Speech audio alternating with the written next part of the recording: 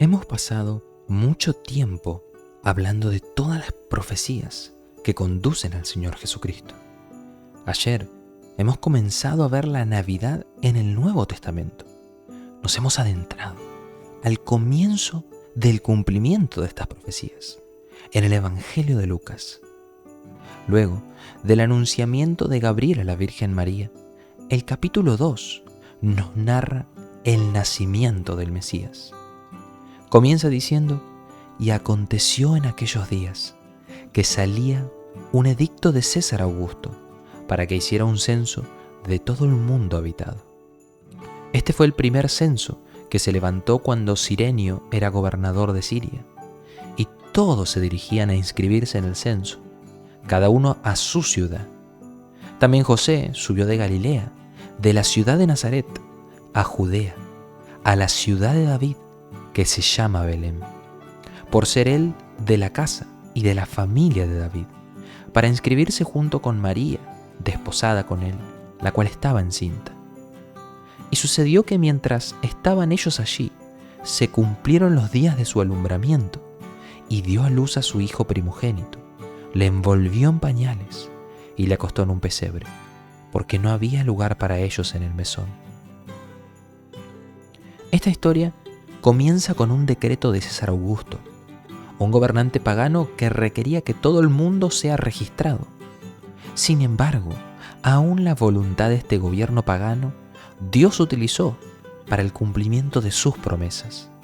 Es que José, junto a su familia, no estaban en Belén y tuvieron que dejar el lugar donde estaban y regresar a la ciudad natal de José. Lo asombroso es que este cambio de lugar previo al nacimiento del Mesías no es ninguna casualidad. Siglos antes de que Jesús venga, Miqueas 5:2 había declarado: pero tú, Belén Éfrata, pequeña para estar entre las familias de Judá, de ti me saldrá el que será Señor en Israel, y sus salidas son desde el principio, desde los días de la eternidad. El Dios eterno, el Señor cuyos principios se remontan a la eternidad misma, saldría de la tierra de Belén de Judea. Nacería en forma de hombre en la ciudad de donde también era David. Este pequeño clan, este humilde lugar, sería el lugar del nacimiento del Rey. En medio de estas circunstancias, María da luz a su hijo primogénito y lo deposita en un pesebre, ya que no había lugar para ellos en la posada. No es en un palacio real donde él nace, ni siquiera en una casa propia, o al menos una habitación alquilada, sino entre los animales, junto a burros y ovejas, entre la paja y el pasto, allí en el humilde pesebre. Continúa el relato de Lucas diciendo: en la misma región había pastores que estaban en el campo, cuidando sus rebaños durante las vigilias de la noche, y un ángel del Señor se les presentó, y la gloria de Dios los rodeó de resplandor, y tuvieron gran temor. Hace siglos que la gloria de Dios había dejado la tierra de Israel. El templo, que una vez fue lleno de esa gloria, había sido destruido, y el pueblo vivía desde hace cientos de años bajo diferentes poderes extranjeros. Sin embargo, aquí la gloria de Dios se manifestó un grupo de pastores en medio de la noche y un ángel como portavoz y mensajero del Dios Altísimo. Al igual que María, al recibir la visita de Gabriel, estos pastores tuvieron gran temor, pues no solo un poderoso ángel, sino el resplandor del Creador mismo se manifestó ante su presencia.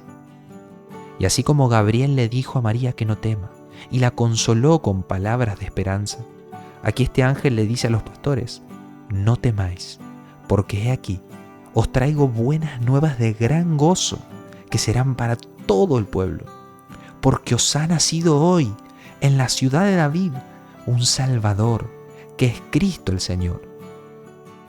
¿Recuerda el Salmo 2, que habla del ungido del Señor? En aquella ocasión mencionamos que ungido es el equivalente al español de Mesías, que es el término hebreo, y Cristo es el equivalente griego. Entonces, lo que les dijo el ángel es que el anhelado Mesías el ungido, el hijo de David, del que nos habla el Salmo 2, el hijo de la promesa, ha nacido. La espera ha acabado. El rey ha nacido. Y al llamar al Mesías Señor, estamos hablando de un título de poder y autoridad. No es una referencia al pasar. El capítulo, de hecho, comienza hablando de César Augusto, emperador romano, el amo y señor de Roma. Pero aquí el ángel bendice al Cristo, al Mesías, a Jesús, como el legítimo rey, como el verdadero Señor, como Jehová de los ejércitos, heredero al trono de David su padre, y a quien sería dada la obediencia de todos los pueblos, el Rey de reyes y Señor de señores, a quien incluso César y todo poder, principado y autoridad le debe obediencia, porque Él es el Rey ungido sobre el monte Sión. Por eso, son buenas nuevas, buenas noticias, no solo para los pastores, sino, como bien dice el ángel, para todo el pueblo. Sigue narrando Lucas: y esto servirá de señal. Hallaréis a un niño envuelto en pañales y acostado en un pesebre. Y de repente apareció con el ángel una multitud de los ejércitos celestiales, alabando a Dios y diciendo: Gloria a Dios en las alturas, y en la tierra paz, buena voluntad para con los hombres. Ha nacido el príncipe de paz, el que trae justicia y shalom al mundo, el Salvador, que endereza lo torcido, que enmienda el corazón de los hombres, el autor de la verdadera plenitud de vida. Las palabras de la multitud de ángeles que estaban allí debieron haber resonado con poder. Esta hueste angelical cantando esta canción, alabando a Dios por lo que Él estaba haciendo en la historia por medio de su Hijo Jesucristo. Es una ocasión llena de un esplendor sobrecogedor, una orquesta celestial y la poderosa presencia de la gloria de Dios.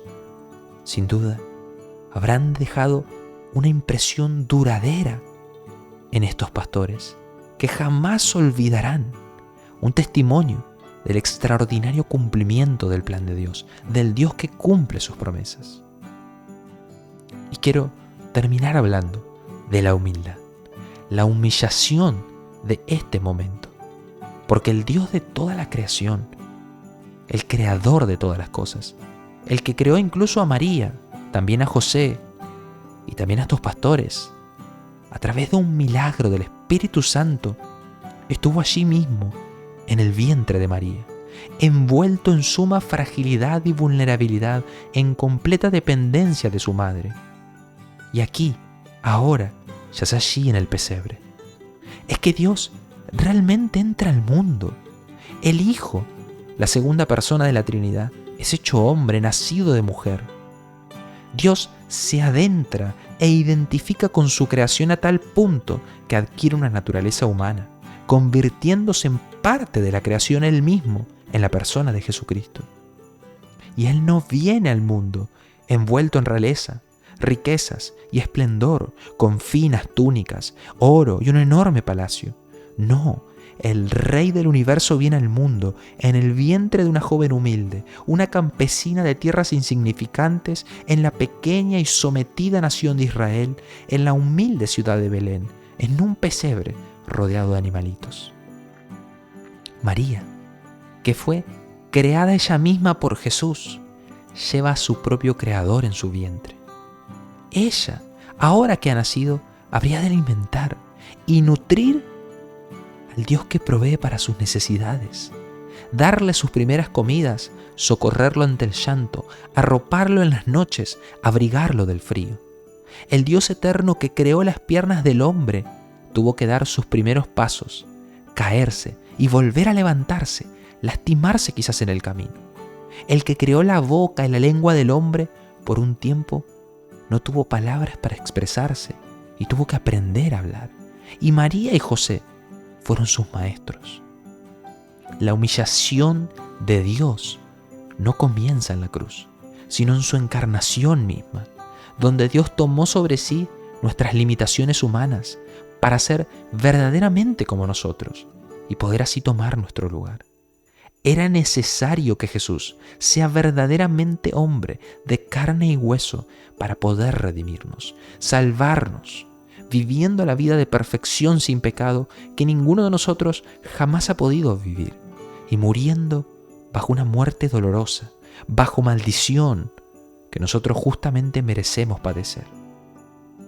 Mientras celebremos la Navidad, reflexionemos sobre el increíble regalo de Jesús y la profundidad de su amor por nosotros. Que recibamos con gozo su mensaje de paz.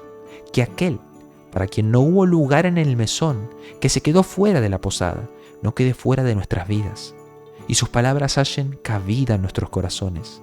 Que junto a los ángeles cantemos también nosotros al Rey que se humilló hasta la muerte, para que tengamos vida y vida eterna. Que la tierra reciba a su Rey. Feliz Navidad a todos.